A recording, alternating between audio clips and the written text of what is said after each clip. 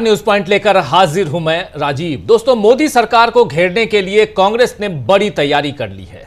इस बार के बजट सत्र में कांग्रेस मनरेगा खत्म करने के खिलाफ मोदी सरकार पर हल्ला बोल करने वाली है, लेकिन बीजेपी कांग्रेस के हमले से पहले ही छटपटाने लगी है और इसका सबूत शिवराज सिंह चौहान ने अपने ट्वीट में दिया है। आपको पता है कि शिवराज सिंह चौहान देश के कृषि मंत्री हैं और यह भी आपको बता दूं कि कल यानी गुरुवार को ही इस बात का ऐलान राहुल गांधी ने किया है कि हम क्या कुछ करने जा रहे हैं बजट सत्र में।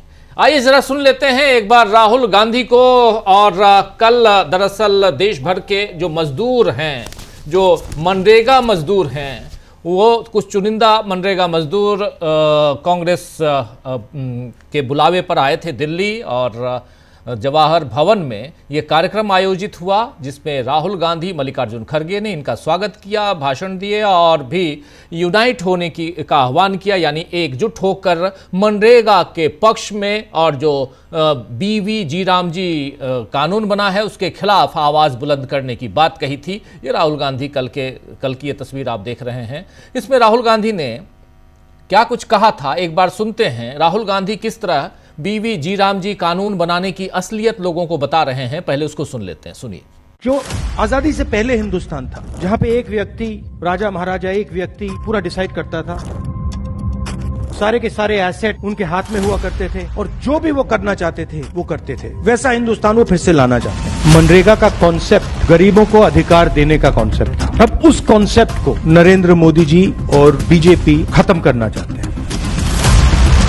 आइडिया है कि दिल्ली की सरकार डिसाइड करेगी कहां जाएगा पैसा, कितना पैसा जाएगा, कौन सी स्टेट को मिलेगा, कौन सी डिस्ट्रिक्ट्स को मिलेगा। बीजेपी वाले स्टेट्स को ज्यादा पैसा जाएगा, ऑपोजिशन वाले स्टेट्स को कम जाएगा और वो डिसाइड करेंगे किसको किस तरीके की मजदूरी चाहिए और वो इंप्लीमेंट करेंगे सेंट्रलाइज तरीके से। और मेन बात यह है कि जो पहले मजदूरों को मिलता था, अब वो ठेकेदारों को और ब्यूरोक्रेसी को मिलेगा। किसान बिल संविधान पर आक्रमण था, नोटबंदी, गलत GST और अब ये BVG राम जी गरीबों के हक पर।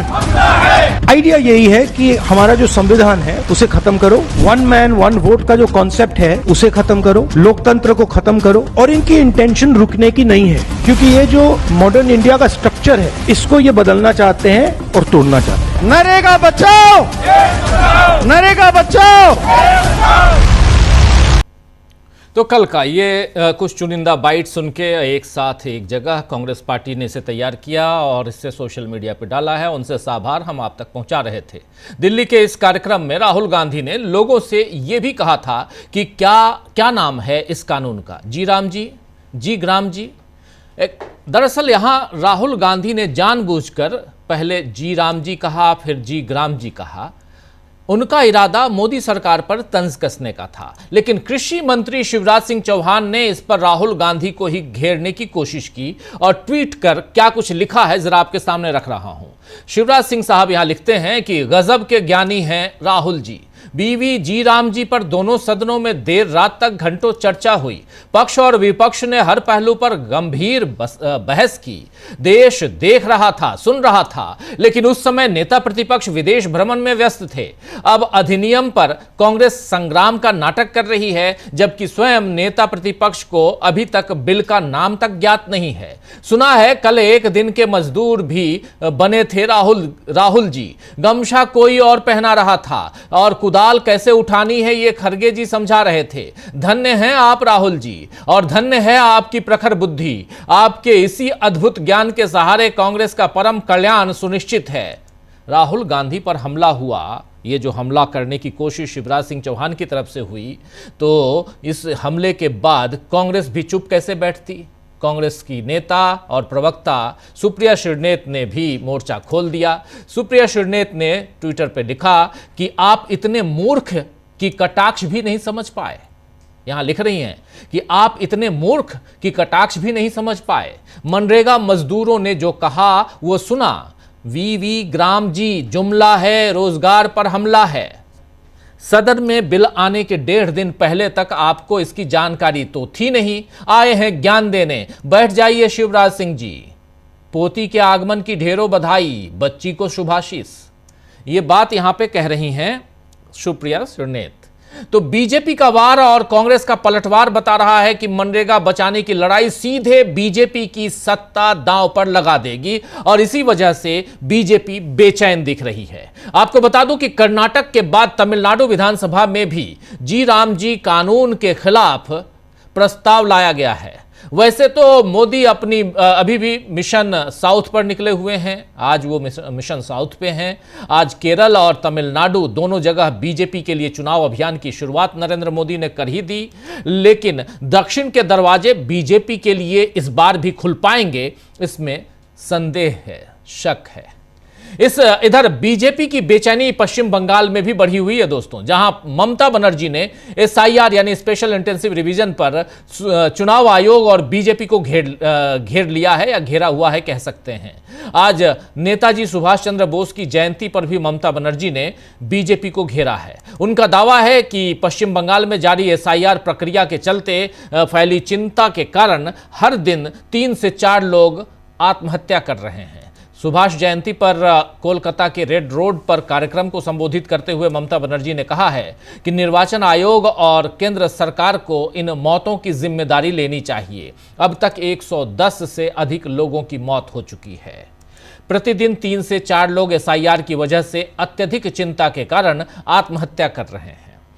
ममता बनर्जी ने यहां यह भी कहा है कि दशकों बीत जाने के बावजूद नेताजी के लापता होने का रहस्य अब तक अनसुलझा है। नेताजी से संबंधित सभी जानकारियों को सार्वजनिक किया जाए।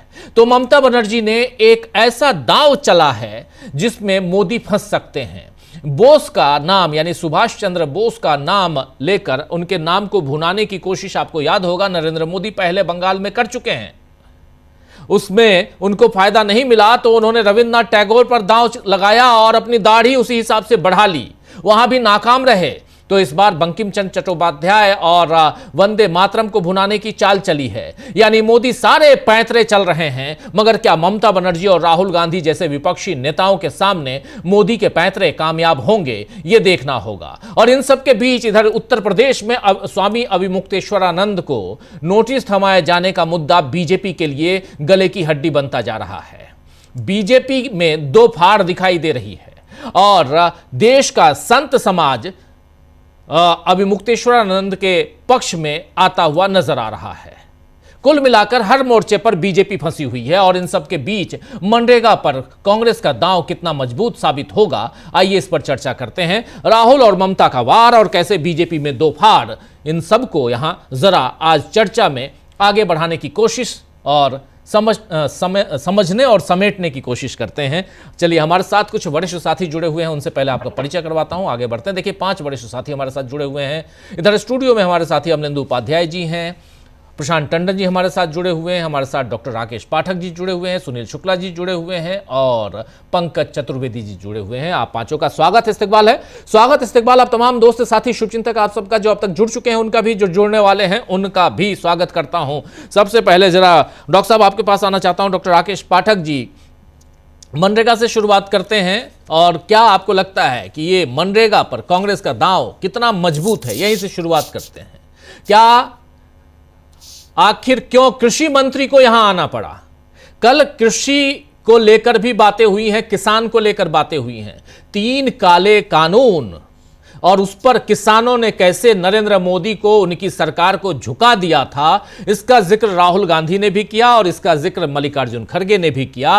और मजदूरों में जान फूंकने के लिए इन दोनों ने यह कहा कि जैसे यहां यानी किसानों के आंदोलन के कारण नरेंद्र मोदी को झुकना पड़ा था, आइए यूनाइट हो जाइए, एकजुट हो जाइए और मनरेगा के मसले पर भी नरेंद्र मोदी और उनकी सरकार को झुकना होगा।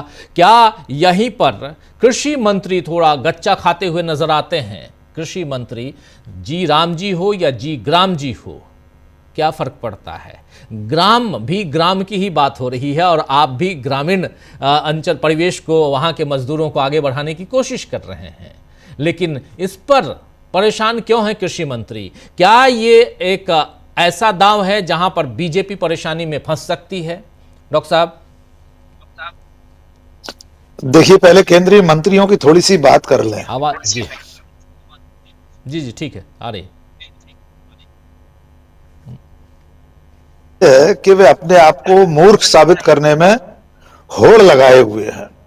सचमुच में अच्छा नहीं लगता कि देश के इतने बड़े पद पर बैठे हुए केंद्र सरकार में नरेंद्र मोदी जैसे प्रधानमंत्री की अगुवाई में जो मंत्री बने बैठे हैं उन्हें विपक्ष की कोई प्रवक्ता मूर्ख लिखे। लेकिन क्या ही किया जाए राजीव जी, जब वे खुद इस पर ही उतारू हो कि उन्हें मूर्ख समझा जाए और माना जाए। शिवराज सिंह चौहान ने राहुल गांधी के तंज को नहीं समझा। उस भाषण में वे मजे लेने के लिए योजना के नाम को जिस तरह उच्चारित कर रहे थे, फिर सदन से पूछ रहे थे क्या नाम है, वो सीधे स्पष्ट दिखाई दे रहा था कि दरअसल में वे केंद्र सरकार के द्वारा इस योजना के नाम बदलने पर तंज कस रहे हैं, खिल्ली उड़ा रहे थे सीधे सीधे। अभी राजीव जी 24 घंटे पहले एक और केंद्रीय मंत्री ने ऐसा ही ज्ञान बघारा था। नाम है पीयूष गोयल। वे कर्नाटक में वंशवाद और भ्रष्टाचार पर कुछ ज्ञान बांट रहे थे कैमरे पर। Social media profile handle x पर बहुत सारे लोगों ने उन्हें याद दिला दिया कि वंशवाद की बात आपके मुंह से शोभा नहीं देती। आपके पिताजी तो बीजेपी के राष्ट्रीय कोषाध्यक्ष थे वेद प्रकाश गोयल, और माताश्री महाराष्ट्र में विधायक थी।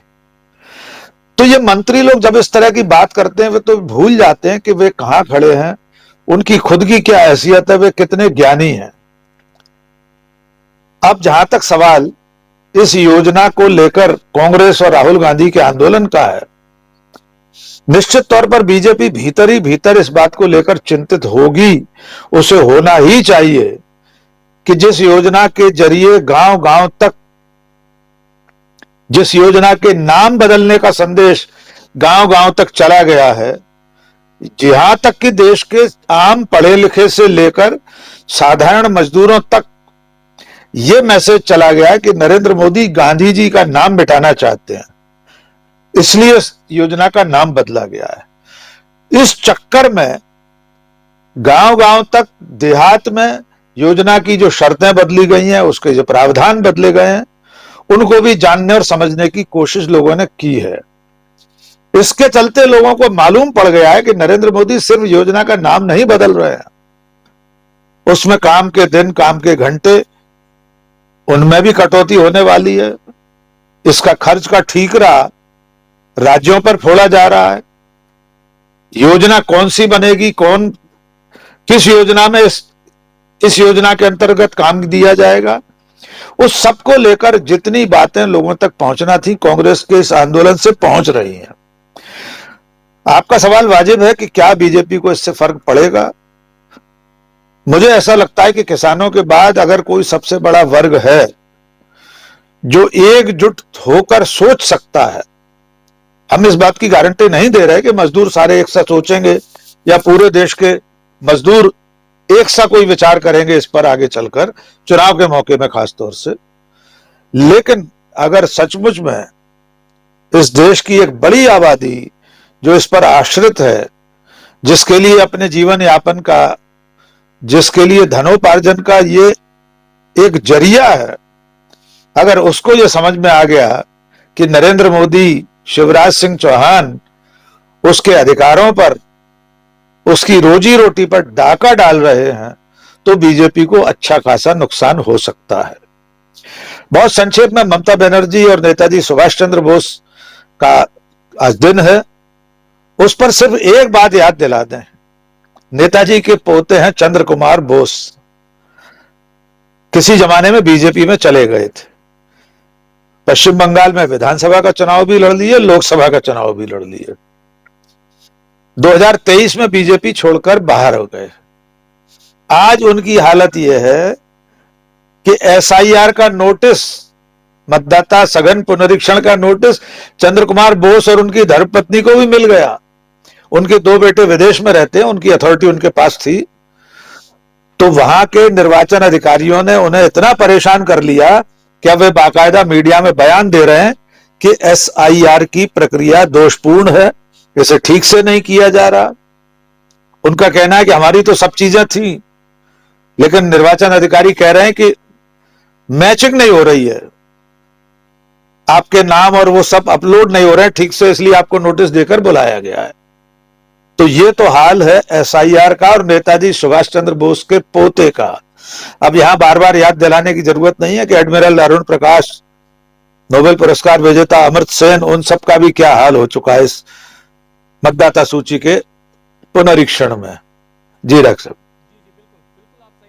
मतदाता सूची पुनरीक्षण यानी एसआईआर को लेकर भी हंगामा मचा हुआ है। एक तरफ सुप्रीम कोर्ट में उस पर सुनवाई चल रही है पिछले 7 महीने से, और दूसरी तरफ राज्य दर राज्य एसआईआर करवाने की जिद चुनाव आयोग की वो बढ़ती चली जा रही है। इस पर हम लोगों ने कई बार, और कल शाम को भी आपने चर्चा इसी मंच पर न्यूज पॉइंट में ही आपने सुनी थी चर्चा, और उसमें बहुत सारी बातें हमने की थी। लेकिन ममता बनर्जी का ये दावा बहुत गंभीर है कि 3 से 4 लोगों की आत्महत्या हो रही है, यानी 3 से 4 लोग खुद की जान ले रहे हैं लगातार रोजाना, और इसी एसआईआर के टेंशन में, दबाव में, प्रेशर में।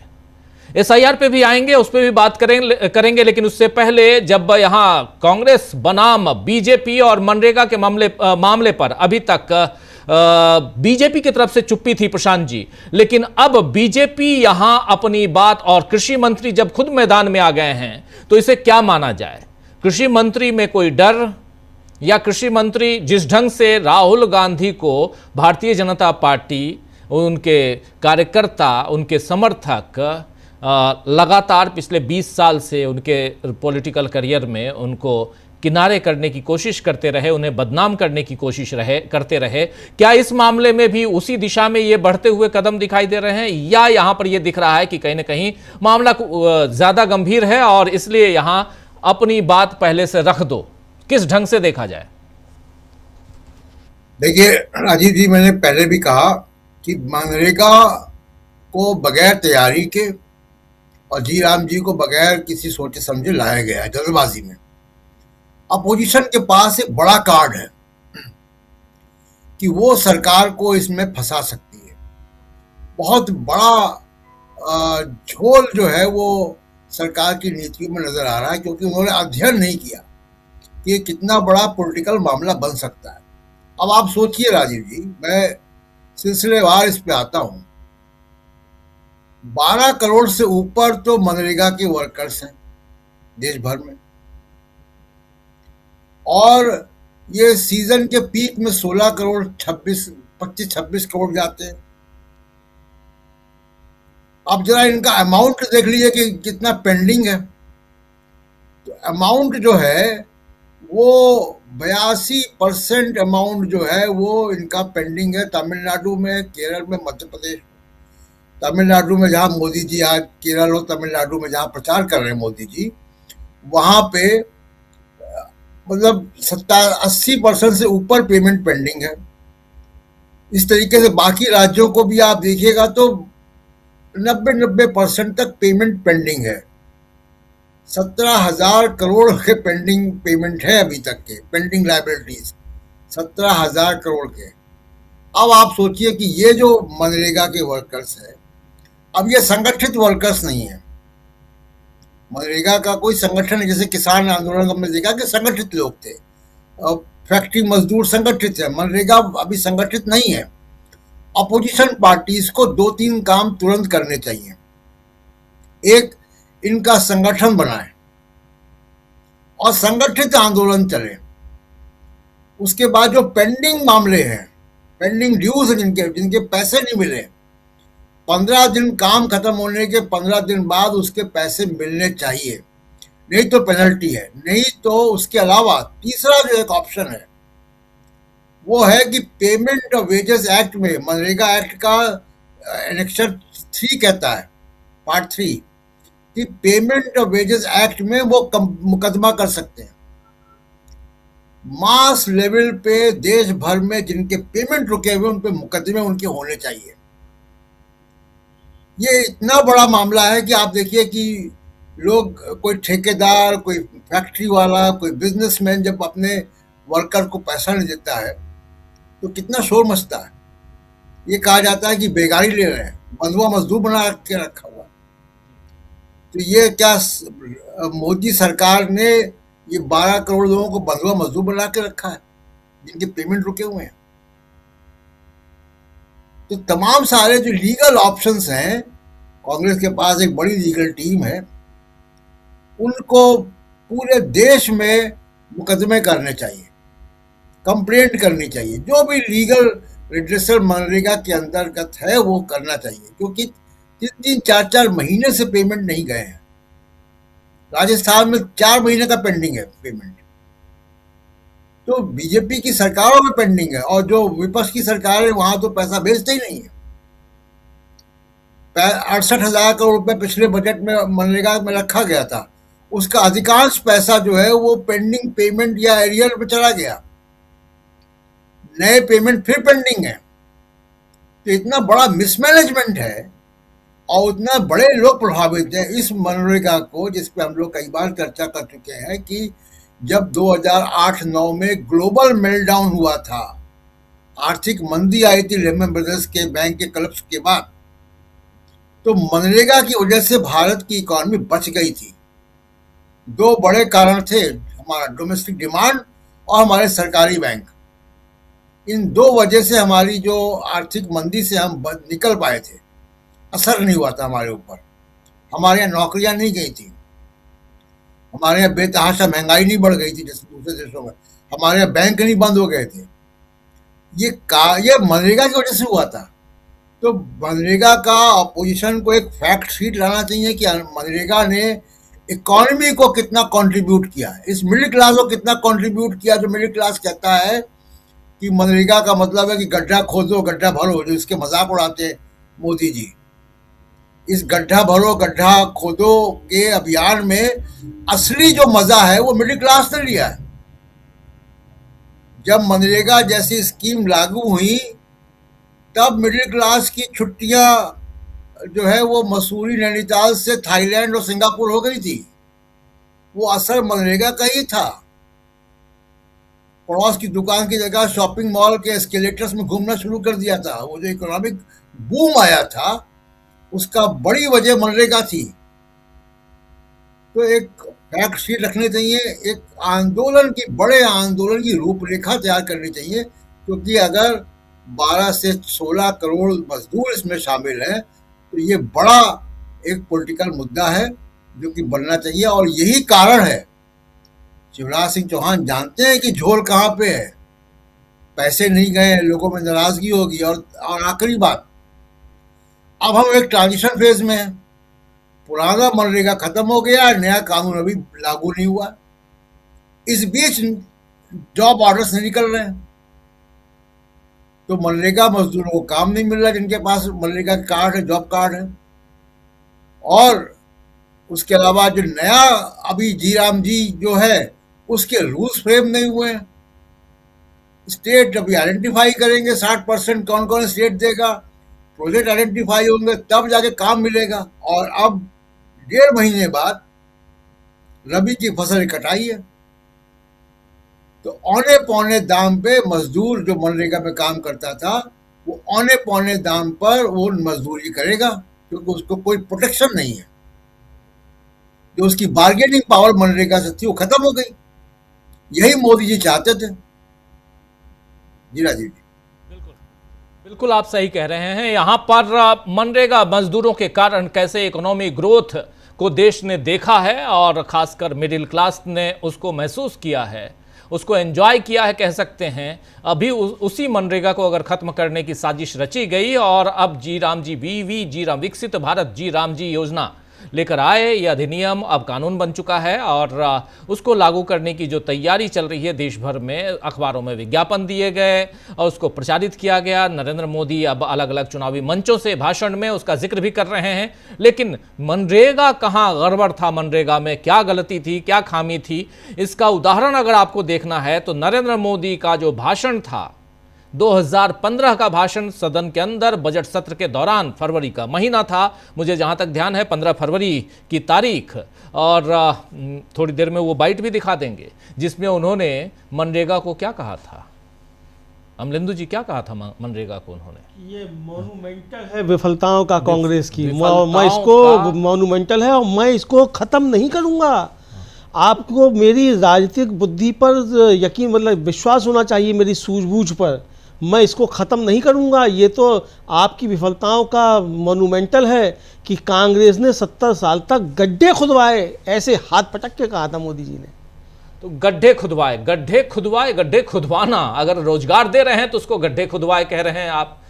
परेशानी यही है, सुनील शुक्ला जी आपके पास आना चाहता हूं। परेशानी यही है, नरेंद्र मोदी जी एक तरफ कहते हैं कि नाले के गटर से आप जो गैस है उससे चाय बनाइए, अगर आपको रोजगार नहीं है तो पकौड़े तलिए, ये भी रोजगार है। लेकिन उसी गटर का पानी पिलवा के आप इंदौर में मरवा रहे हैं लोगों को, इस पर आप एक शब्द नहीं कहते, एक शब्द नहीं कहते आप। पूरी दुनिया आपके ऊपर जिस ढंग से हंसती है उसको आप देखने की कोशिश ही नहीं करते, क्योंकि आपके आंखों पर लगा हुआ चश्मा जो है वो किसी और पावर का है, इसलिए शायद नहीं देखते हैं। लेकिन हिंदुस्तान इस बात को, हिंदुस्तान की जनता 142 करोड़ आज दुनिया के सबसे बड़े पॉपुलेशन वाला कंट्री हम हैं, और इस चीज को जरा बाइट सुन लेते हैं नरेंद्र मोदी की उस बाइट को, जिसको अभी अमलिंदु जी बता रहे थे, और फिर सुनील शुक्ला जी आपका कमेंट। और मनरेगा पे चर्चा जरूरी है, और इसलिए जरूरी है क्योंकि 28 तारीख से जब फिर शुरुआत होगी, बजट सत्र की शुरुआत होगी, मनरेगा का जिक्र बार बार आएगा, और ये आने वाले समय में माइलस्टोन साबित होगा कांग्रेस पार्टी की राजनीति का। मेरी बातों से शायद आप लोग भी सहमत होंगे, आने वाला वक्त बताएगा। लेकिन पहले सुनते हैं इसी मनरेगा पर क्या कुछ कहा था नरेंद्र मोदी ने। मेरी राजनीतिक सूझबूझ कहती है कि मनरेगा कभी बंद मत करो।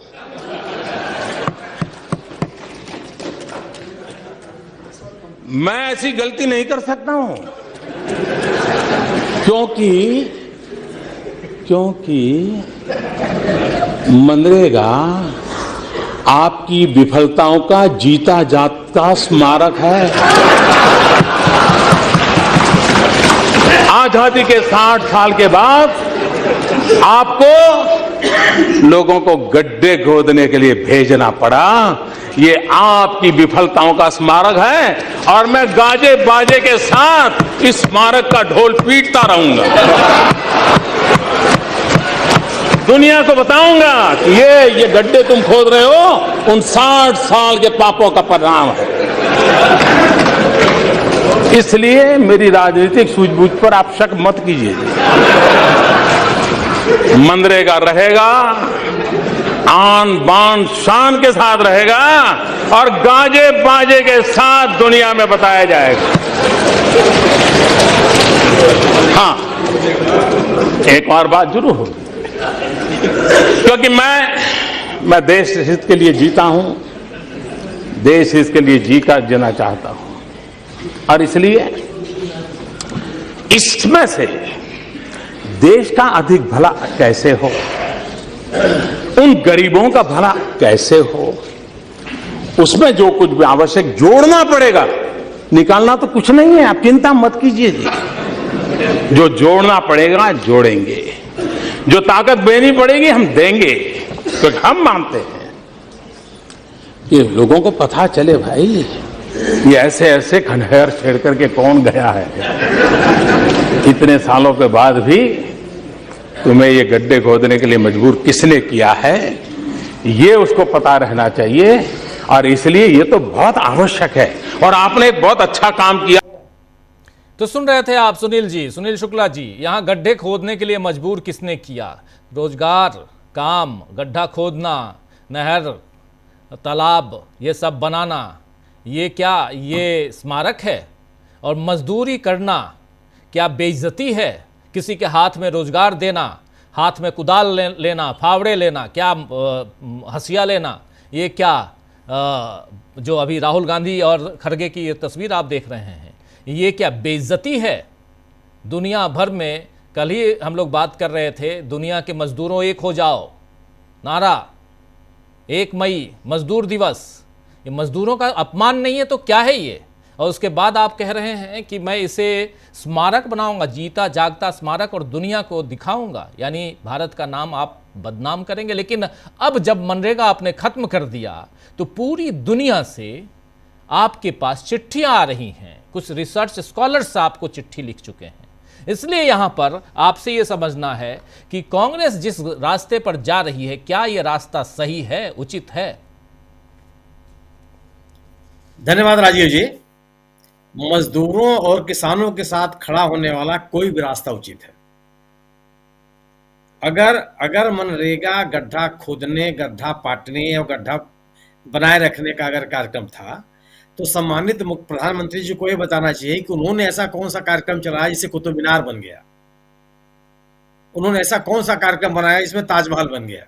हम उसी को याद कर लें और मान लें कि नहीं, एक जो मनरेगा कार्यक्रम था वो केवल गड्ढा खोदने का कार्यक्रम था। कोई एक कार्यक्रम बता दिया सरकार जिसने चलाया और आज आप देश में जगह जगह एफिल टावर बना हुआ देख रहे हैं। दिखाई पड़ जाए, कोई दिक्कत नहीं, हम स्वीकार कर लेंगे उसको। एक ऐसा कार्यक्रम इस पिछली भारत सरकार ने दिया, यूपीए की सरकार ने दिया, जिसमें लोगों को काम का अधिकार दिया। सबसे बड़ा सवाल ये था, और उनकी जरूरत के अनुसार जब उनको आवश्यकता होगी तब काम देने की बाध्यता थी व्यवस्था की। उनको समय से उनका जो पारिश्रमिक, निश्चित पारिश्रमिक थी, वह देने की बाध्यता थी कानूनन। ये जिम्मेदारी थी सरकार की। आपने उसको छीन लिया और केवल आपका उद्देश्य क्या है, उस कार्यक्रम में कोई सुधार करने का लक्ष्य हो, वो भी हमारे हम आप स्वीकार कर लेंगे। उद्देश्य क्या है कि अंग्रेजी, हिंदी, उर्दू, फारसी, संस्कृत कुछ मिला करके राम जी नाम आ जाए, ऐसा नामकरण हो कि उसमें राम जी नाम आ जाए। उससे किसी का भला होगा या नहीं होगा ये चिंता आपकी नहीं है।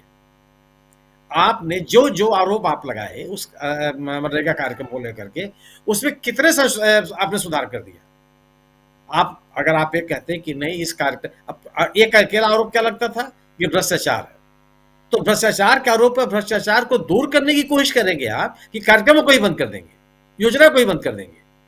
और अगर यह प्रचलन में है, यह प्रमुख चीज है कि भ्रष्टाचार का आरोप लगाइए और बंद कर दीजिए, तो इस देश ये एनडीए की सरकार, मोदी जी की सरकार अपना कौन सा कार्यक्रम चला सकती है?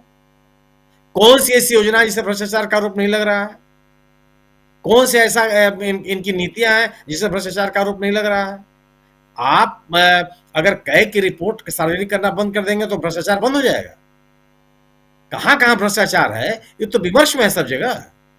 तो केवल आप भ्रष्टाचार का आरोप लगा करके पूरे कार्यक्रम में एक ऐसा नामकरण खोज के लाए जिसमें राम जी आ जाए, और आपको ये कहने के लिए हो जाए कि इस कार्यक्रम का विरोध करने वाले लोग राम जी का विरोध कर रहे हैं।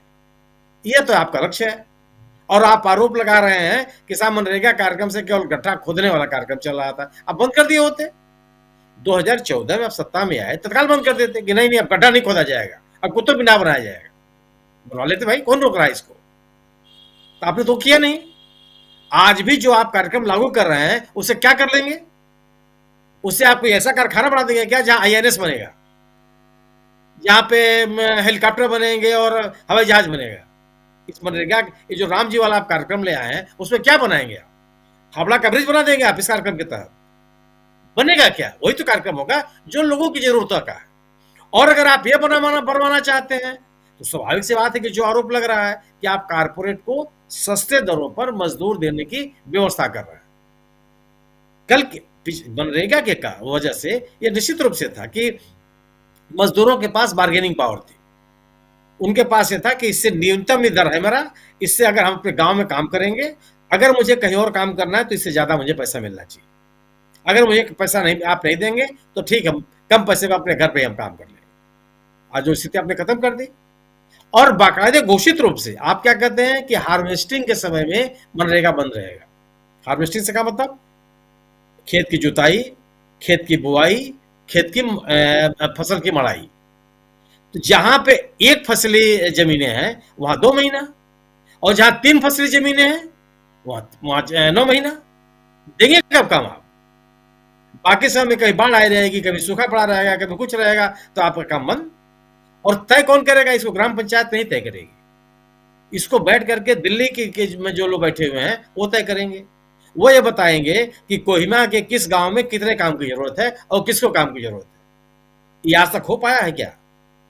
और अगर यह केंद्रीकृत व्यवस्था इतनी ही प्रभावी होती, इतनी ही जनहित में होती, इतने ही लोकहित में होती, तो फिर आप पंचायतों की व्यवस्था क्यों किए होते? अब सब कुछ चल रहा था, कोई दिक्कत नहीं थी। एक केंद्रीकृत व्यवस्था होती, सब आप चलाते रहते। लेकिन पंचायतें आपने इसलिए बनाई, स्थानीय निकायों का गठन इसलिए किया गया कि स्थानीय स्तर पर उसका निर्णय हो सके। ये जो मनरेगा का सवाल है, और मनरेगा के सवाल पे कांग्रेस का खड़ा होना, ये मजदूरों के साथ खड़ा होना, अकुशल मजदूरों के साथ खड़ा होना, असंगठित मजदूरों के साथ खड़ा होना है, जिनका शोषण होता रहा, जिसको औने पौने दांव पर काम करने के लिए मजबूर होना पड़ा। आप उसको कैसे ले सकते हैं? और इसीलिए यह सवाल है कि जो आप किसानों के साथ क्या बाध्यता थी, किसानों के हक छीनने के लिए आप आमादा थे, उनकी उपज की कीमत देने के लिए आप तैयार नहीं थे, किसानों को पूरी तरह से कारपोरेट के हवाले करने की तैयारी कर रखी थी आप। कारपोरेट को पूरी तरह से, किसानों को पूरी तरह से कॉन्ट्रैक्ट एग्रीकल्चर के लिए आप ढकेल रहे थे। वो नहीं तैयार हुए। क्यों तैयार होते? उनकी मांग यह है कि उनको खाद और बीज समय से मिल जाए और उनकी उपज की बेहतर कीमत मिल जाए। आप इस पे बात करने के लिए तैयार नहीं है। एक पूरे के पूरे तरह से कृषि जगत को मार्केट के भरोसे, मार्केट के हवाले करने के लिए आप आमादे थे। किसान खड़ा हो गया, क्योंकि वैसे भी अगर वो मार्केट के हवाले होता, वैसे भी उसको मरना था। कहा ठीक है, मौसम के बाद झेल करके बलिदान दे देंगे। आपकी मजबूरी हुई कि आपको इस सरकार को पूरा का पूरा कानून वापस लेना पड़ा। वही स्थिति है। कांग्रेस निश्चित रूप से बड़ा काम कर रही है कि वह मजदूरों के साथ खड़ी हुई। उसके लिए महत्वपूर्ण नहीं है कि यूपीए के उसकी अपनी सरकार थी, उसमें जो बना हुआ कानून था वो हटा दिया गया। कानून बनते बिगड़ते रहते हैं, संशोधन होता रहता है। आज कांग्रेस मजदूरों के साथ खड़ी दिखाई पड़ रही है और एक राजनीतिक दल के रूप में उसकी जिम्मेदारी भी है कि जिनका हक छीना जा रहा है उसके साथ खड़ी हो और उनकी आवाज को बुलंद करे। जी, कांग्रेस की रणनीतियां क्या हैं, इस पर हम थोड़ी चर्चा कर रहे हैं और समझने की कोशिश कर रहे हैं कि मनरेगा का दांव कांग्रेस के लिए कितना मजबूत दांव है। जरा आना चाहता हूं पंकज चतुर्वेदी जी आपके पास, आपसे भी समझूं। यहां पर एक तरफा मनरेगा और अभी आने वाले समय में कांग्रेस ने अपनी स्ट्रेटेजी बता दी है कि संसद के बजट सत्र में हम क्या करने वाले हैं। पहले दिन से यहाँ विवाद जो अभी तक चल रहा है मनरेगा को लेकर, महात्मा गांधी के नाम को हटाने से इसकी शुरुआत हुई थी और ओवरऑल नाम को बदला गया। इस पूरी की पूरी अगर ऐसे देखा जाए तो इस पूरे कानून को ही खत्म कर नए कानून को यहाँ पर उसकी जगह लाया गया है। अब इसको जैसे भी कहें कि नहीं जी हमने तो सिर्फ नाम बदला है, बाकी चीज़ें वही हैं, लेकिन अंदर खाने देखिए तो पूरी साजिश नज़र आती है। और ऐसे में कांग्रेस पार्टी यहाँ कितनी मजबूत नज़र आती है अपने इस एजेंडे पे, अपने इस अगले दांव पे। राजू जी, हम लोग बार बार इस मसले पे बात करते रहे। डॉक्टर पाठक ने और शुक्ला जी ने बहुत स्पष्ट बताया कि एक तो इसके अंदर ये अब रोजगार गारंटी नहीं रह गया है। देखिए, अभी हम थोड़ा व्यापक परिवेश में देखें तो एक चीज को समझना होगा कि देश इस समय जलवायु परिवर्तन में जिस दौर से गुजर रहा है, आप देखिए आज जो बारिश हो रही है हम लोग बहुत खुश हैं, लेकिन सोचिए कि 80 दिन बाद पानी बरसा है।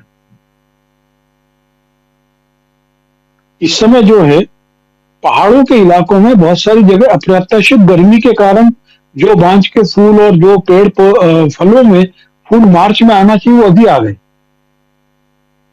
बर्फबारी लगातार 5 साल से कम हो रही है। इस जलवायु परिवर्तन को रोकने का सबसे बड़ा तरीका ये है कि हमको शहरों की आबादी बढ़ने से रोकना है और गांव से शहरों की पलायन रोकना है। गांव से शहरों की पलायन के जो कारण है उसमें शिक्षा है, स्वास्थ्य भी है, लेकिन ये बहुत अस्थायी कारण होते हैं। यदि किसी व्यक्ति का सशक्त रोजगार की व्यवस्था ग्रामीण स्तर पे उपस्थित है तो वो शिक्षा और स्वास्थ्य के मुद्दों के बाद भी गांव में रहना पसंद करता है। यदि किसी के घर में 3 या 4 जॉब कार्ड बने हुए थे तो ये मान लिया जाता था कि वो अब गांव में अपने लिए उसके पास में अच्छी गुंजाइश है। प्रशांत जी ने बताया कि लगभग 12 करोड़ जॉब कार्ड इस देश में बने हुए हैं, लेकिन मैं सरकार के एक आंकड़ा बता रहा हूं। ये जो ई श्रमिक पोर्टल है, ई श्रमिक पोर्टल बताता है कि देश में 30 करोड़ असंगठित मजदूर है और उस 30 करोड़ असंगठित मजदूरों में से 53.6% उसमें महिलाएं हैं और इनमें 94% वो लोग हैं जिनकी आय 10,000 रुपये महीने से कम है। अब आप सोचिए कि असंगठित मजदूरों की जो फौज हम तैयार कर रहे हैं, जो 10,000 रुपये महीने से कम में महीने में काम करें, वो आखिर हम किसको प्रोवाइड कर रहे हैं? हम किसके लिए तैयार कर रहे हैं फौज? ये क्या आत्मनिर्भर फौज?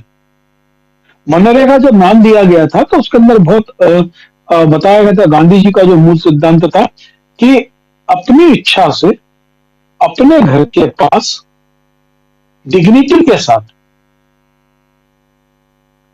सम्मान के साथ में, गरिमा के साथ में रोजगार की योजना है,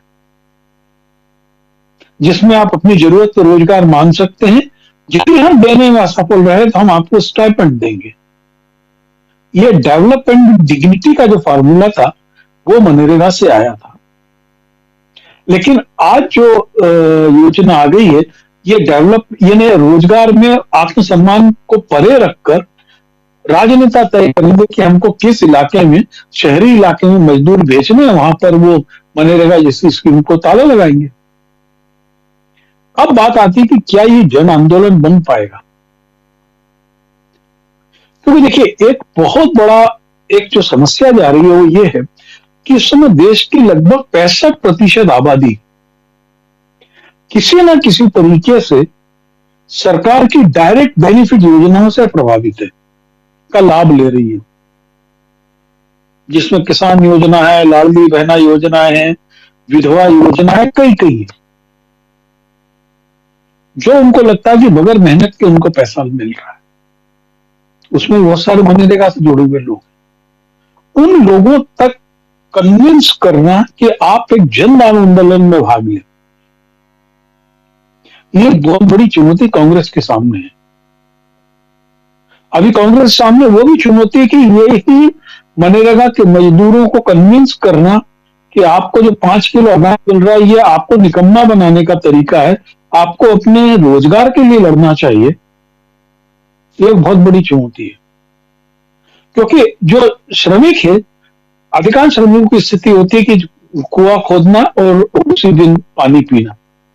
वो जन आंदोलन में कितने भागीदार होते हैं, ये एक यदि बहुत बड़ी भीड़ कांग्रेस कार्यकर्ताओं के अलावा नहीं जुड़ पा रही है, तो क्या हम उन लोगों को कन्विंस कर पा रहे हैं कि आप अपना काम करिए, आप अपनी जो भी टेम्परेरी रोजगार व्यवस्था करिए, लेकिन ये लड़ाई हम आपके लिए लड़ रहे हैं।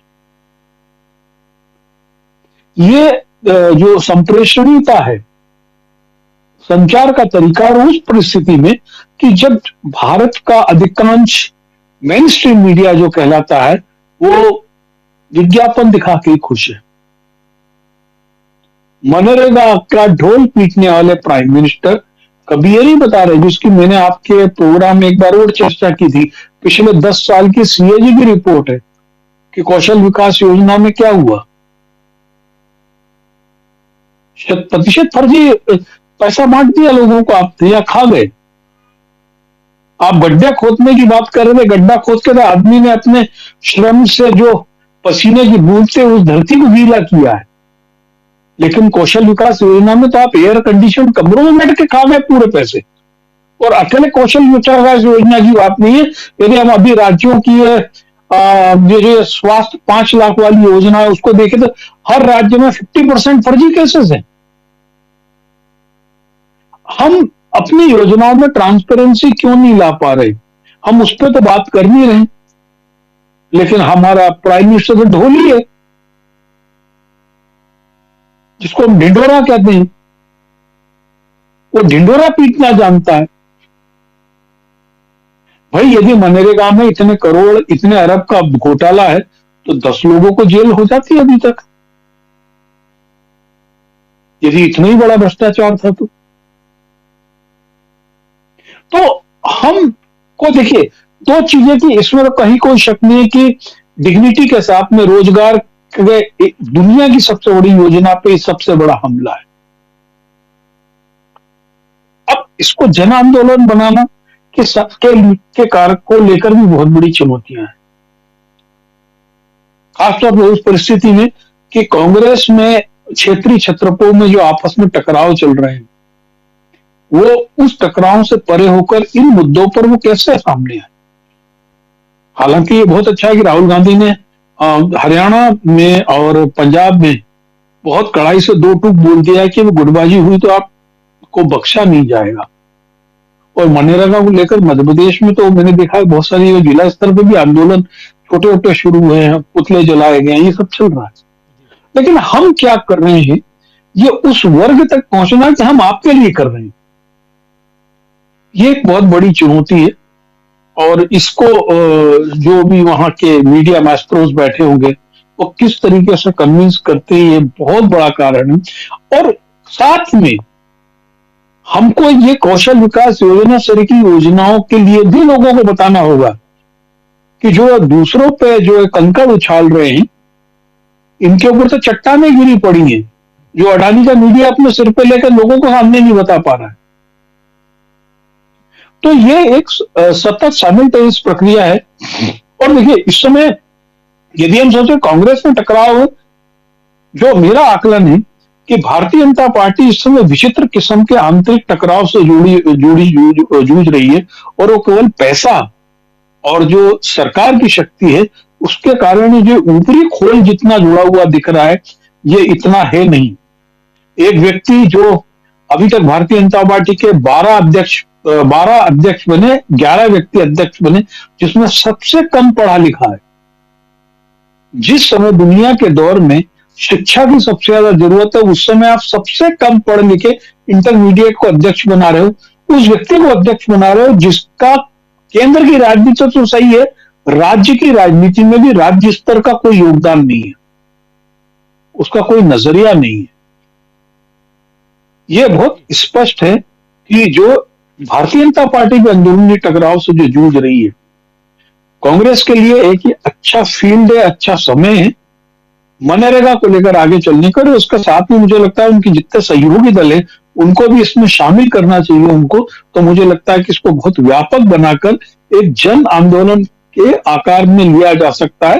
हालांकि पंजाब सरी के राज्यों में, हरियाणा सरी के राज्यों में किसान संगठन जो है मनरेगा हटाने के विरोध में अभी तक कई जगह ज्ञापन देते रहे हैं, और वो इस आंदोलन को अपरोक्ष से समर्थन दे रहे हैं।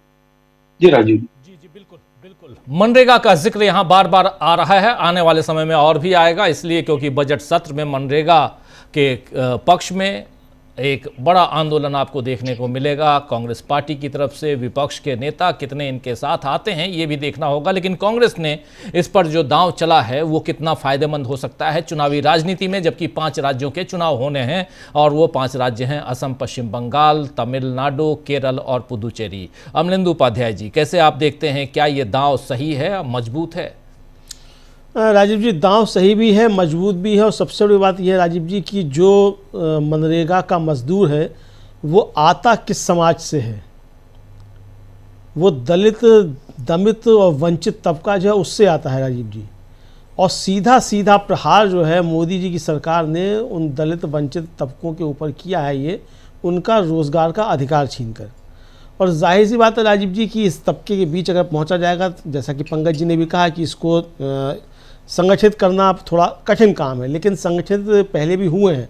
कम्युनिस्ट पार्टियों के संगठन हुआ करते थे, भारतीय खेत मजदूर यूनियन, और वो उस समय खेत मजदूरों पर अच्छे काम किया करते थे। अब तो कम्युनिस्ट पार्टियाँ ही खैर कहाँ हैं, इसलिए उनकी चर्चा क्या करना। लेकिन एक समय था कि जब भारतीय खेत मजदूर यूनियन उनका काम किया करता था और लोगों को संगठित किया करता था और मांगे भी उठा करती थी।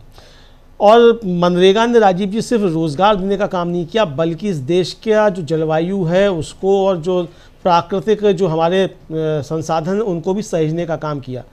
मनरेगा ने गड्ढे खोदे, मोदी जी बड़ा ताली बजा कर कह रहे थे, मगर ये बताना भूल गए मोदी जी कि इन गड्ढे खोद के ही बहुत से तालाब जो थे वो पुनर्जीवित किए गए इस मनरेगा के ज़रिए ही। और तालाबों का कितना महत्व है ये शायद मोदी जी तो नहीं जानते होंगे, चूँकि वो एंटायर पॉलिटिकल साइंस के विद्यार्थी हैं, पहले और आखिरी। और तालाब वाले विद्यार्थी नहीं रहे। हाँ, तालाब वाले विद्यार्थी नहीं रहे, और उसके पहले और आखिरी विद्यार्थी हैं। उसका कोई टीचर भी नहीं हुआ, उसके बाद वो बंद हो गया वो। तो इसलिए उन्हें नहीं मालूम होगा कि मनरेगा ने किस तरीके से तालाबों को पुनर्जीवित किया, किस तरीके से जो ग्राम समाज की ज़मीनें थीं उनको ठीक किया, ग्राम समाज के जो स्कूल हुआ करते थे उनमें किस तरीके से काम हुए। तो बहुत सारे काम उस मनरेगा के ज़रिए हुए, और सिर्फ काम ही नहीं हुए बल्कि एक तरह से कहा जाए आम जो मजदूर था उसका जनजीवन जो था वो सुदृढ़ हुआ, वो थोड़ा सा ऊपर उठा। और राजीव जी, जाहिर सी बात है कि राहुल गांधी ने जैसे वो न्याय योजना की जब घोषणा की थी, वो न्याय योजना भी क्या थी? वो न्याय योजना भी यही थी कि अगर मजदूर जो है उसकी क्रय शक्ति बढ़ेगी, वो बाज़ार से ज़्यादा सामान खरीदेगा तो व्यापार भी चलेगा, और जब व्यापार भी चलेगा तो अर्थव्यवस्था में गति आएगी। तो यानी कि अगर पैसा जो सीधा सीधा अगर जाएगा, मजदूरी मिलेगी, काम से मिलेगा, मेहनत से मिलेगा, क्रय शक्ति बढ़ेगी, तो अर्थव्यवस्था को भी उससे एक बूस्ट मिलेगा और अर्थव्यवस्था हमारी सुदृढ़ होगी। लेकिन मोदी जी जो फिर कहा जाएगा, चूंकि एंटायर पॉलिटिकल साइंस के विद्यार्थी हैं तो अर्थव्यवस्था के तो है नहीं, तो वो समझ नहीं सकते कि मनरेगा का उसमें क्या महत्व है अर्थव्यवस्था के लिए भी, इसलिए उनको नहीं मालूम है। ग्रामीण अर्थव्यवस्था राजीव जी आज भी बहुत बड़ा हिस्सा हमारी जीडीपी में उसका है, ग्रामीण अर्थव्यवस्था का। तो जाहिर सी बात है कि उसको संगठित करना थोड़ा कठिन काम है निश्चित तौर पर, लेकिन उसको संगठित किया जा सकता है। अब जहाँ तक ये है कि उसका हाल फिलहाल जो चुनाव होने 5 राज्यों के, उनमें कोई लाभ मिलेगा कि नहीं मिलेगा, इसका लाभ राजीव जी 5 विधानसभा के जो चुनाव हैं उनमें मिले या ना मिले, लेकिन अगर एक आंदोलन खड़ा होता है, लोगों तक ये बात पहुंचती है, उस तबके तक ये बात पहुंचती है जो उससे सबसे ज़्यादा प्रभावित हो रहा है कि मोदी जी ने सीधे सीधे उसका अधिकार छीन लिया, 100 दिन की उसकी रोजी रोटी जो थी उसको छीन लिया, तो एक आने वाले समय में एक आंदोलन तो खड़ा होगा ही होगा, और सत्ता परिवर्तन की दिशा में भी एक चीज़ें आगे बढ़ सकती हैं। तो इसके लिए इस पे कांग्रेस को काम करना होगा। राहुल गांधी ठीक है अभी काम कर रहे हैं, ज़मीन पे भी थोड़ा काम शुरू हुआ है, लेकिन मुझे लगता है कि थोड़ा और ज़्यादा इस पर काम करने की आवश्यकता है। जब इस तरीके के आंदोलन खड़े होते हैं राजीव जी, तभी बात आती है कि संगठन कहाँ है, और चूंकि आंदोलन कम से कम बिना किसी संगठन के खड़े नहीं होते हैं, खासतौर से जब किसी मुद्दे को लेकर के जन आंदोलन तैयार करना, तो उसमें संगठन की भूमिका काफ़ी ज़्यादा महत्वपूर्ण हो जाती है। तो अब ये कांग्रेस का अपना अंदरूनी मसला है कि वो संगठन उसका कितना सजग है, कितना उसको लेकर आगे जाता है। हालांकि अभी जिस तरीके की खबरें आ रही हैं लगातार हम लोग देखते हैं कि इसको लेकर काम हो रहा है, पदयात्राएँ निकल रही हैं, आंदोलन हो रहे हैं, लाठीचार्ज भी हो रहे हैं, सारी इस तरह की चीज़ें हो रही हैं। तो ये आंदोलन निश्चित तौर पे आगे बढ़ता है तो सरकार के लिए मुसीबत खड़ी हो सकती है। अब जिस तरीके से हमारे जो शिवराज सिंह चौहान साहब हैं वो बहुत ज़्यादा विचलित हो गए राहुल गांधी के कल के इस कार्यक्रम को देखकर, राहुल गांधी ने मुड़ासा मान लिया। कल हम लोगों क्या राजीव जी, वो प्रफुल्ल कोलखान जी थे, उन्होंने कहा कि अच्छी बात है कि राहुल गांधी कम से कम गमछा बांधकर दिखाई तो पड़ रहे हैं, वरना तो जो आज कहता है कि हम चाय बेचकर आए हैं, वो तो राजसी ठाटबाट के साथ सिर पर पगड़ी बांध कर घूम रहा है। तो यही अंतर है राजीव जी कि जो चांदी का चम्मच मुंह में लेकर पैदा हुआ था जिसको कहा जाता है, वो सिर पर मुड़ासा बांध कर वो तो मजदूरों की बात कर रहा है, और जो कहता है खुद को कि चाय बेचकर वो पैदा, मतलब चाय उसने बेची है बचपन में, वो राजा बनने की तरफ बढ़ रहा है सेंगोल लेकर के। और जो सेंगोल लेकर चलते हैं दंडी स्वामी, उनको पिटवा रहा है कि पिटो, कैसे तुम हिंदुओं के शंकराचार्य हो। सबसे बड़ा शंकराचार्य तो इस समय दिल्ली में बैठे हुए हैं, लखनऊ में बैठे हुए हैं, तो शंकराचार्य की पिटाई भी हो रही है। तो ये राजीव जी एंटायर पॉलिटिकल साइंस के एंटायर गजब कारनामे हैं जो सब देश के सामने आ रहे हैं। लेकिन ये साफ तौर पर कहा जा सकता है कि इसको लेकर सरकार के सामने आगे दिक्कतें बढ़ सकती हैं। भले ही इसे कांग्रेस ने शुरू किया है, कई राज्यों की विधानसभाएं जो इस पर प्रस्ताव पारित कर रही हैं, कर्नाटक विधानसभा ने विशेष सत्र बुलाया इसके लिए, केरल में प्रस्ताव पारित हो ही चुका, पश्चिम बंगाल में प्रस्ताव पारित हो चुका। तो जो विपक्ष शासित सरकारें वहाँ तो हो ही रहा है, लेकिन राजीव जी इसके ज़रिए एक बार फिर जो है मोदी जी ने एक और अवसर मुहैया कराया कि विपक्ष जो है इस मसले पर फिर एकजुट हो और सरकार के खिलाफ एक आंदोलन बड़ा खड़ा हो, जिसमें विपक्ष भी हो और जनता की भी सहभागिता हो। बिल्कुल बिल्कुल आप सही कह रहे हैं। आप अभी स्वामी अभिमुक्तेश्वरानंद का जिक्र भी कर रहे थे। जरा पहले सुनील जी आपके पास आता हूँ, फिर डॉक्टर साहब आपके पास, और प्रशांत जी आप सबके पास आता हूँ। सुनील जी, चूँकि आप वहाँ हैं प्रयागराज में, और प्रयागराज में ही सब कुछ चल रहा है, ये यहाँ संत समाज एकजुट होता हुआ दिखाई दे रहा है। 4 में से 2 शंकराचार्य ऑलरेडी इनके साथ बताए जा रहे हैं, अभिमुक्तेश्वरानंद के साथ, लेकिन प्रशासन जो है वो इनके खिलाफ बिल्कुल लगा हुआ है। अभी तबीयत बिगड़ चुकी है और हॉस्पिटल ले जाया गया है, ये बताया जा रहा है अभिमुक्तेश्वरानंद को। लेकिन चल क्या रहा है, और ये मामला कहाँ तक आगे बढ़ते हुए और कहाँ रुकते हुए आप देखते हैं? सुनील जी। एक तो राजीव जी आपने कहा 2 शंकराचार्य, चारों के चारों शंकराचार्य एक साथ हैं, चारों के चारों शंकराचार्य इस मुद्दे पर एक साथ हैं, और जो स्वामी अभिमुक्तेश्वरानंद जी के साथ हुआ है उसकी वो आलोचना कर रहे हैं। जो उनको बुखार हो गया क्योंकि बाहर ठंड में बैठे हुए थे, इस कारण से कल मैं उनसे मिला था, और उनकी तरफ से कोई नाराजगी नहीं है। हमने उनसे पूछा, कहा भी कि आप साधु हैं, आप सन्यासी हैं, धर्मगुरु हैं, आपको इस तरह का हठ आपके लिए उचित नहीं लगता। तो उन्होंने कहा कि मेरा कोई हठ नहीं है, मैं तो केवल लेकर रहा हूं कि एक शंकराचार्य को जो सम्मान मिलना चाहिए उसी सम्मान के साथ मुझे संगम में स्नान करा दिया जाए, इसके अलावा तो मेरी कोई मांग नहीं है। और केवल ये कहा कि जिला प्रशासन जिसने इस तरह का दुर्व्यवहार किया वो माफी मांग ले। यह विषय जो पूरे देश के स्तर पर चर्चा में हो गया है और देश के जो हिंदू परंपरा है, हिंदू मतावलंबी हैं, उनके लिए सबसे बड़े शीर्षस्थ धर्मगुरु शंकराचार्य के साथ इस तरह का व्यवहार हुआ, उसके बावजूद भी उनका कोई आग्रह नहीं है। उनसे मैंने कहा कि आप यहाँ क्यों बैठे हुए हैं? कहा कि यहाँ हमको जब मैं नहाने गया था हमको स्नान नहीं करने दिया गया और ला करके ही छोड़ दिया गया, मैं वहीं बैठा हूँ। ऐसा मतलब कोई ऐसी बात उनका नहीं कर रहे हैं, नहीं नहीं आप प्रधानमंत्री को बुलाइए, मुख्यमंत्री को बुलाइए, इनको फांसी दे दीजिए, इनको कोई मांग नहीं है उनकी।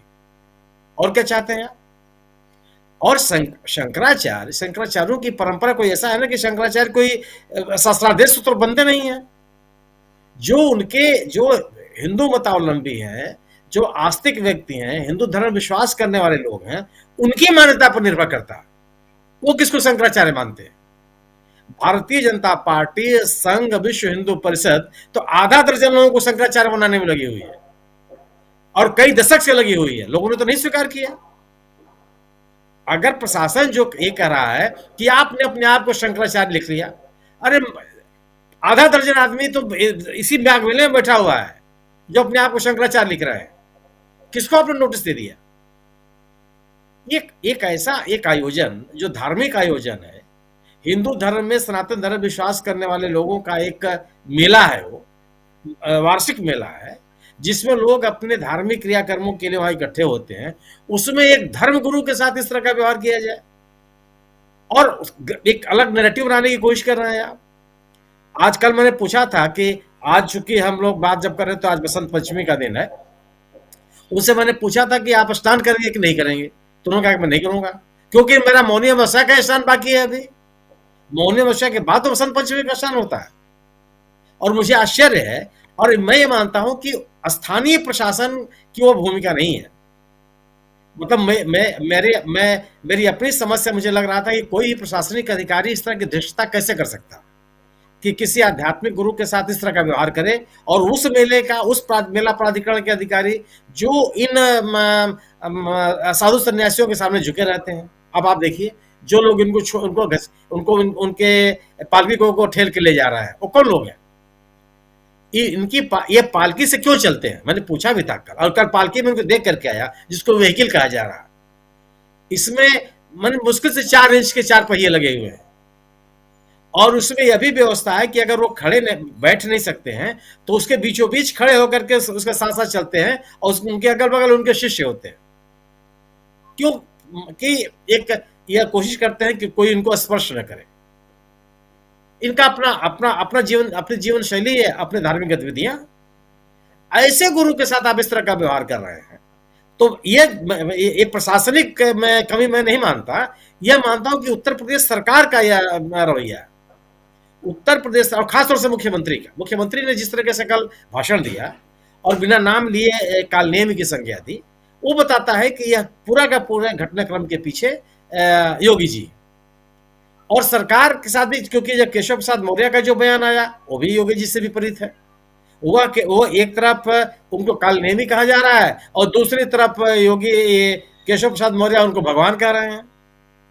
आज भारतीय जनता पार्टी के उत्तर प्रदेश के अध्यक्ष पंकज चौधरी जी का बयान आया कि साधु संतों का आशीर्वाद बीजेपी को प्राप्त है। तो अगर साधु संतों का आशीर्वाद बीजेपी को प्राप्त है तो इस तरह का आचरण करेंगे आप साधु सन्यासियों के साथ, और वो भी जो सर्वोच्च धर्मगुरु है। शंकराचार्यों से बड़ा धर्मगुरु हिंदू परंपरा में कोई नहीं है और इनकी एक अपनी विद्वत परंपरा है, हम आप उसे सहमत हो असहमत हो। शंकराचार्यों की नियुक्ति की अपनी व्यवस्था है और उत्तराधिकारी मिलने के बावजूद, उत्तराधिकार में शंकराचार्य होने के बावजूद भी यह व्यवस्था है कि अन्य तीनों शंकराचार्यों से भी आपको मान्यता प्राप्त हो, वो भी आपको स्वीकार करें कि आप शंकराचार्य। और मुक्तेश्वरानंद के साथ जो बात कही जा रही, आप एक अनर्गल विषय प्रशासन उठा रहा है जो उसके अधिकार क्षेत्र में नहीं आता। अगर अगर अगर प्रयागराज मेला प्राधिकरण को लगता है कि वह शंकराचार्य नहीं है या उस पर न्यायिक रोक है, तो आप न्यायालय में चले जाइए, उनके कैंप को मत लगने दीजिए। आप पूछने वाले कौन है? और आपको लगता है कि सर्वोच्च न्यायालय की अवमानना हो रही है, सर्वोच्च न्यायालय में आप भी एक एप्लीकेशन डाल दीजिए कि साहब ये दावेदार है, आप बताइए कि शंकराचार्य है कि नहीं है। एक अजीब तरह की स्थिति में आप इस पूरे प्रकरण को लेके चली गई है सरकार। और सरकार के सामने मेरा अपना मानना यह है कि सरकार के सामने शंकराचार्य के समक्ष झुकने के अलावा कोई विकल्प नहीं है। आप उनके सामने इस सरकार को झुकना पड़ेगा, उनके साथ मान मनोबल करना पड़ेगा, उनसे आग्रह करना पड़ेगा कि आप अपने हट को त्यागिए और स्नान कीजिए। अगर आप और मेरा अपना मानना है कि केशव प्रसाद मौर्य का जो बयान है वह भारतीय जनता पार्टी के द्वारा उस रास्ते की खोज है, एक ऐसे व्यक्ति को सामने लाने का प्रयास है जो स्वामी वासुदेव स्वामी अभिमुक्तेश्वरानंद से मिल करके बात करके इस प्रकरण को खत्म करे। यह प्रकरण जितना लंबा चलता रहेगा भारतीय जनता पार्टी को राजनीतिक नुकसान होगा। उस जगह पर मेले में आए हुए लोगों से अगर आप बात करेंगे, सोशल मीडिया पे लोगों के बयान भी अगर आप पढ़ेंगे, तो आपको लगेगा कि किस तरीके से लोगों के मन में इस पूरे घटनाक्रम को लेकर के नाराजगी है। बीजेपी, मेरी जितनी समझ है, भारतीय जनता पार्टी और संघ की शंकराचार्यों के साथ उनका कोई तालमेल नहीं है। कोई भी शंकराचार्य, इस देश के चारों शंकराचार्य भारतीय जनता पार्टी के नैरेटिव के साथ कभी खड़े नहीं हुए, लेकिन इस बावजूद इसके शंकराचार्यों की नाराजगी मोल लेने की स्थिति, क्योंकि वो लगातार बोलते रहेंगे। वो आप सोचिए कि राम मंदिर को लेकर के इन सभी शंकराचार्यों ने विरोध किया, क्या परिणाम आपके सामने आया? अयोध्या में आप हार गए। आप एक बड़ा समूह तैयार हुआ जो बीजेपी के साथ नहीं खड़ा हुआ। भारतीय जनता पार्टी दूसरे नंबर की पार्टी उत्तर प्रदेश में बन गई। आप इसके तमाम कारण बता सकते हैं, लेकिन यह भी एक कारण है। आप पूरे के पूरे राज्य में या देश में यह नैरेटिव नहीं बना पाए। आज शंकराचार्य यही अभिमुक्तेश्वरानंद जी कह रहे हैं कि मोदी जी और योगी जी मंदिर तोड़ने वाले नेता हैं। इनकी तुलना वो मुगल शासकों से कर रहे हैं। कल उन्होंने बयान दिया कि राम भक्तों पे गोली चलाने का आरोप लगने वाले जिस मुलायम सिंह यादव की बात की जाती है, उन्होंने अपने कार्यकाल में एक भी मंदिर नहीं ढाया है। अब एक नया विमर्श उन्होंने खड़ा कर दिया। आप कहते हैं कि उन्होंने राम भक्तों पे गोली चलवाई, और अभिमुक्तेश्वरानंद जी कहते हैं कि मुलायम सिंह यादव के सरकार ने एक मंदिर भी नहीं तोड़ा।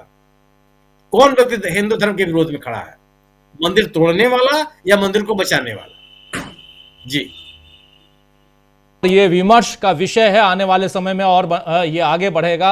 मणिकर्णिका घाट का जिक्र अभी बार बार आ ही रहा है, और अभी पिछले दिनों आप लोगों ने देख लिया कैसे बनारस में वहाँ काशी विश्वनाथ मंदिर के इर्द गिर्द जो कॉरिडोर बनाया गया है, उस कॉरिडोर में भी कितने मंदिरों को तोड़ा गया है। ज़रा डॉक्टर साहब आपके पास आना चाहता हूँ, और इसमें एक विमर्श, और बहुत गंभीर विमर्श है, ज़रा इसकी चर्चा इसलिए होनी चाहिए क्योंकि भारतीय जनता पार्टी की सियासत की जो मुख्य बिंदु, मुख्य धुरी जो है वो है धर्म, और उसमें भी कौन सा धर्म? हिंदू धर्म। हिंदू धर्म के सबसे बड़े रक्षक कहलाते हैं, कहलाते नहीं हैं, कहते हैं खुद को। और कितने बड़े रक्षक हैं, अभी मुक्तेश्वरानंद की जुबानी बता रहे थे हमारे साथी सुनील शुक्ला जी, कल ही मिल के आए हैं उनसे, चूँकि प्रयागराज में खुद भी रहते हैं, तो और इसलिए मैं ये बात उनसे फर्स्ट हैंड जानना भी चाहता था, इसलिए उनके पास आया भी। लेकिन ये जो लड़ाई है स्वामी अभिमुक्तेश्वरानंद की लड़ाई या शंकराचार्य की लड़ाई, क्योंकि उनको सबसे पहले ये कहा गया कि आप शंकराचार्य हैं, ये साबित कीजिए। उसके बाद दूसरा नोटिस उनको थमाया गया कल 18 तारीख की डेट में, 18 तारीख की डेट में कल, और आपने इसको बहुत नज़दीक से देखा। ज़रा, और मणिकर्णिका पे भी आपने वीडियो बनाया। ज़रा आपसे समझना चाहता हूं कि क्या सचमुच ये एक पैरेलल, मनरेगा की हम बात कर ही रहे हैं, लेकिन पैरेलल एक दूसरी लड़ाई जिससे अभी 2-4 होना पड़ेगा भारतीय जनता पार्टी को, और खासकर आने वाले चुनाव में, और उत्तर प्रदेश के चुनाव में जो अगले साल है 2027 में बात करेंगे। अभी अमलेंदु जी तालाबों की बात कर रहे थे। तालाबों के एक विशेषज्ञ हमारे साथ बैठे हैं इस वक्त, पंकज चतुर्वेदी जी। पंकज जी की किताब है दफन होते दरिया, तो तालाब, नदियां, पोखर, इसके विशेषज्ञ हैं पंकज भाई। जो लड़ाई उत्तर प्रदेश में चल रही है राजीव जी, ये दिखने में सिर्फ शंकराचार्य के बहाने से है, लेकिन हो सकता है ये लड़ाई सीधी सीधी मोदी और योगी के बीच की लड़ाई हो। अब तक एक भी बयान प्रधानमंत्री नरेंद्र मोदी का नहीं आया योगी के पक्ष में, संकेतों में भी उन्होंने कुछ नहीं कहा। वे कह भी कैसे सकते हैं? वे तो राष्ट्र सेठ अंबानी के यहां शादी में इन्हीं शंकराचार्य के श्री चरणों में नतमस्तक थे। तो नरेंद्र मोदी कैसे इस बात को स्वीकार करेंगे कि अब उन्हें उन्हीं शंकराचार्य को नोटिस दिया जाए कि आप साबित करें कि शंकराचार्य हैं? ये तो मुगल काल में नहीं हुआ। राजीव जी, कभी भी इतिहास में जब से शंकराचार्य की परंपरा है, आदि शंकराचार्य के बाद कभी किसी ने ये नहीं पूछा कि आप साबित करें कि आप शंकराचार्य हैं। आपस में मठों के विवाद रहे होंगे, सत्ता में बैठे लोगों में से किसी ने हिमाकत नहीं की। और मजेदार बात यह है राजीव जी, सवाल कौन पूछ रहा है? उस भारतीय जनता पार्टी की सरकार का मुखिया जिसके पितृ संगठन में पर्ची से राष्ट्र सरसंघ चालक बनते हैं। कोई पूछ ले कि साबित करें कि डॉक्टर मोहन भागवत सरसंघ चालक हैं, कब चुनाव हुआ था, कब नामांकन हुआ, किसने उन्हें चुना? होंगे करोड़ों स्वयंसेवक संघ के। साबित करिए कि आप सरसंघ चालक हैं, Z+ सुरक्षा में घूम रहे हैं।